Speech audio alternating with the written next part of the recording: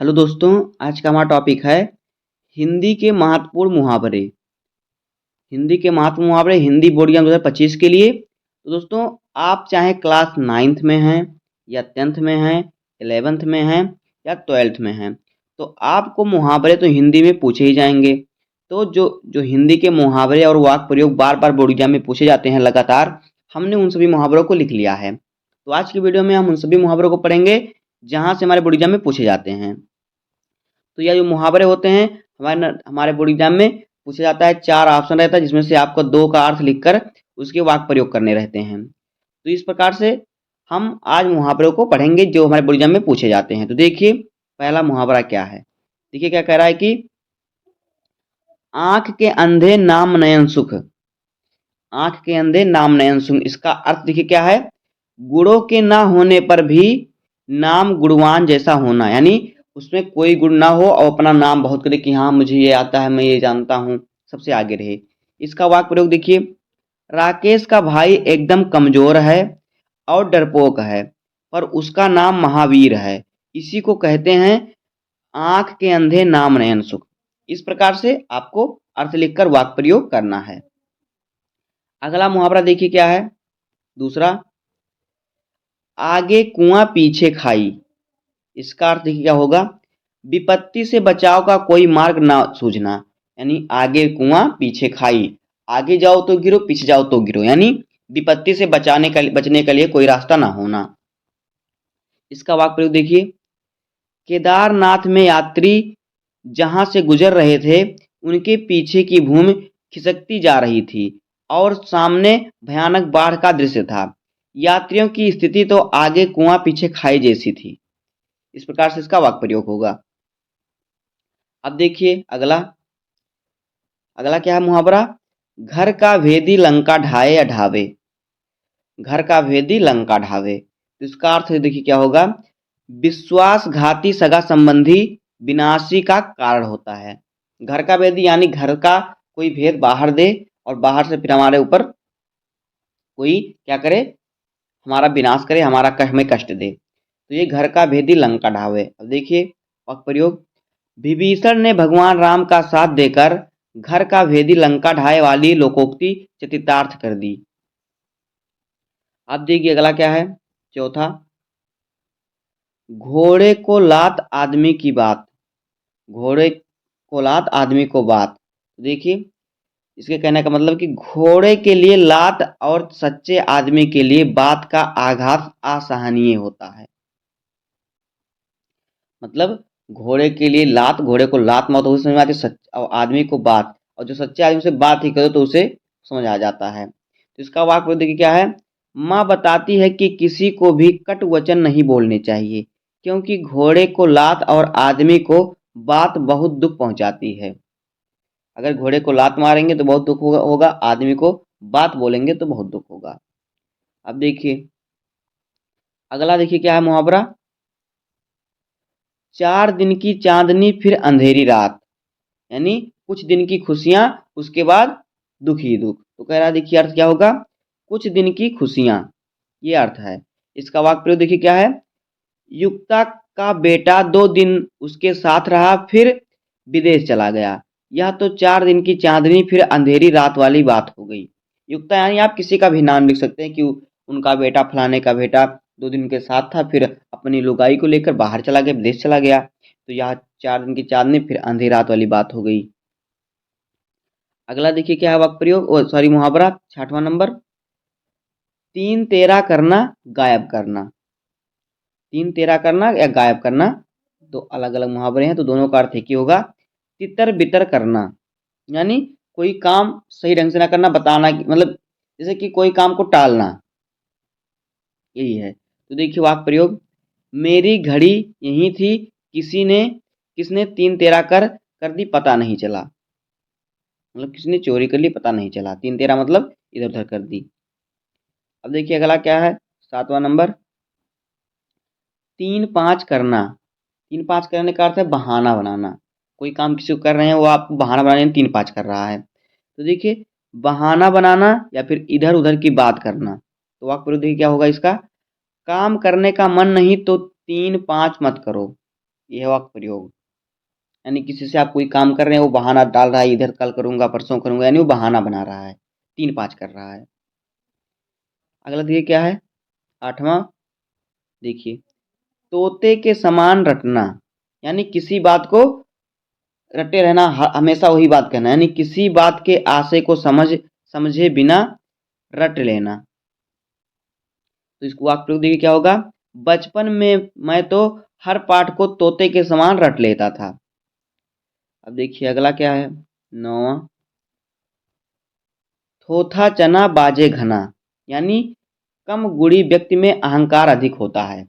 आप देखेंगे जिस व्यक्ति के अंदर, जैसे कि जिन लोगों के पास कम पैसा होता है, गरीब होते हैं, वो लोग ऐसा अहंकार लेकर चलते हैं जैसे कि उनके ऐसा कोई नहीं है। जो सच में अमीर होते हैं उनका जो रहता है स्वभाव नम्र रहता है।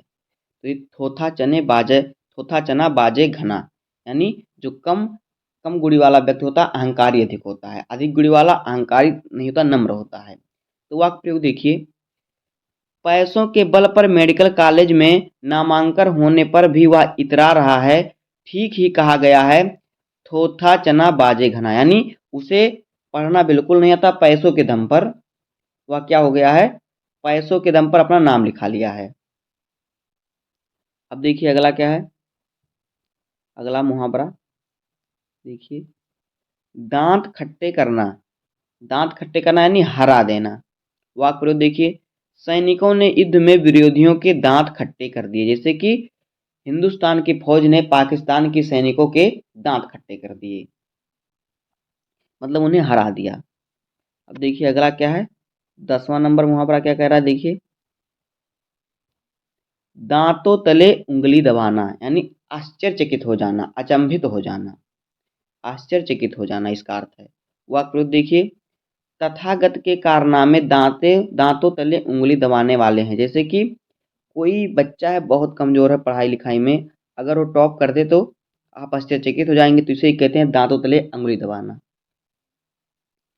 अब देखिए अगला क्या है, 11 नंबर, दाल ना गलना, यानी किसी चीज का सफल ना होना। युक्ति मतलब कोई आप प्लान बना रहे हैं कोई, तो वो सफल ना हो। दाल ना गलना यानी युक्ति का सफल ना होना, सामंजस्य ना बन पाना। वाक्य देखिए क्या है, रमेश के सामने महेश की दाल गलने वाली नहीं है। अब देखिए अगला क्या है, दाल में काला होना, यानी दोष छिपे होने का संदेश। दाल में काला है मतलब जैसे कहते हैं ना, दाल में कुछ काला है, इसका मतलब कुछ छिपा रहे हैं, कुछ उसमें दोष है, कुछ बुराई है। तो वाक्य देखिए क्या है इसका, नौकर का उदास चेहरा देखते ही मुझे लग गया कि दाल में कुछ काला है, इसने उसने कुछ चोरी की है।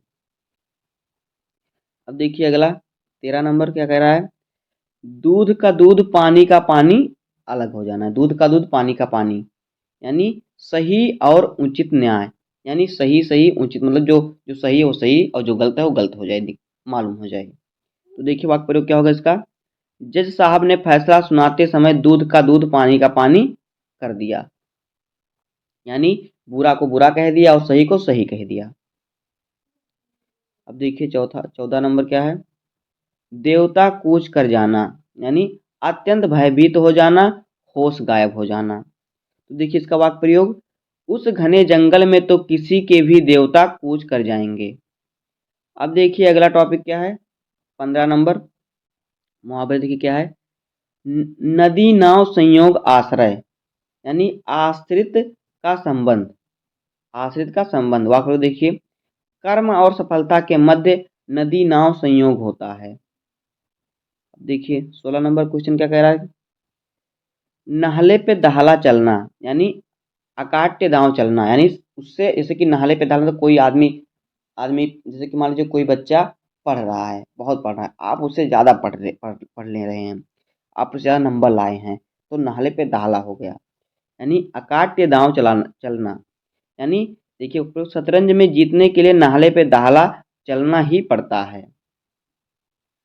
अब देखिए अगला 17 नंबर क्या कह रहा है कि नाक कटने से बचना, यानी बेइज्जत होने से बचना या बचाना। तो यहाँ पे नाक कटने से बचना है, तो बेइज्जत होने से बचना रहेगा। तो देखिए वाक्य प्रयोग, दोबारा परीक्षा में फेल ना होकर उसने अपनी नाक कटने से बचा ली। इसी प्रकार से देखिए 18 नंबर क्या है, नाक कटना यानी बेइज्जती होना। तो वाक्य देखिए क्या है, जमाल ने झूठ बोलकर भरे समाज में अपने बाप की नाक कटा दी। अब अगला देखिए क्या है, 19 नंबर देखिए, नाक का बाल अत्यंत यानी अंतरण प्रिय। नाक का बाल अत्यंत यानी अत्यंत प्रिय, कोई चीज़ बहुत प्रिय है। वाक्य देखिए, भगवान के लिए भक्त नाक के बाल होते हैं, यानी भगवान के जो भक्त होते हैं बहुत प्रिय होते हैं। अब देखिए अगला क्या है, 20 नंबर, नाक चीनी करना, सॉरी नाक नीची करना, गलती होगी, नाक नीची करना। तो नाक नीची करने का अर्थ होता है बेइज्जती करना। इसका वाक्य देखिए, सुखिया के बेटे ने बेकार का काम करके समाज में उसकी नाक नीची कर दी। कहने का मतलब आप, जैसे कि कोई लड़का अगर देखते हैं आजकल समाज में, कोई लड़का किसी लड़की को लेकर भाग जाता है तो उसका बाप जो होता है शर्म के मारे कहीं बाहर नहीं निकलता। तो ये क्यों, उसके बेटे ने गलत काम करके समाज में उसकी नाक नीची कर दी। अब देखिए अगला क्या है, 21 नंबर क्वेश्चन देखिए क्या कह रहा है कि नाक में दम करना। क्या, नाक में दम करना यानी बहुत अधिक परेशान करना। नाक में दम करने का अर्थ होता है बहुत अधिक परेशान करना। वाक्य देखिए, पड़ोसी के बच्चे ने मेरी नाक में दम कर दिया, यानी पड़ोसी के बच्चे ने मुझे बहुत परेशान कर दिया है। अब देखिए अगला क्या है, नाक रगड़ना यानी अत्यधिक खुशामद यानी क्षमा याचना करना, क्षमा मांगना।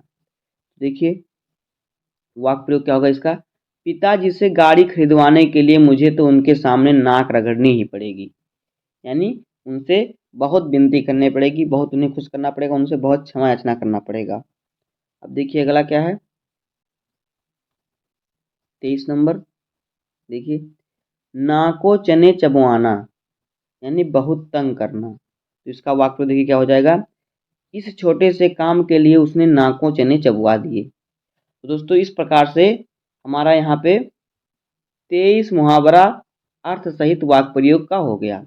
तो आपको बोर्ड एग्जाम में इससे बाहर मुहावरा नहीं पूछेगा, बोर्ड एग्जाम 2025 में इससे बाहर आपको नहीं पूछेगा, आपको इसी में से पूछेगा, क्योंकि हमने ये जो मुहावरा लिया है बोर्ड एग्जाम के जो लगातार पिछले सालों से पेपर हो रहे हैं उन सभी पेपरों से तैयार किया है। तो इस प्रकार से आपके लिए यह वीडियो मोस्ट इम्पॉर्टेंट होगा। तो उम्मीद है कि आपको वीडियो पसंद आया होगा। अगर आपको वीडियो पसंद आया हो तो वीडियो को लाइक कर दीजिएगा और चैनल पर नया सब्सक्राइब कर दीजिए, क्योंकि बोर्ड एग्जाम के हर इंपॉर्टेंट टॉपिक का वीडियो आपको इस चैनल में मिलता रहेगा। तो मिलते हैं किसी नेक्स्ट वीडियो में, तब तक के लिए धन्यवाद, जय हिंद।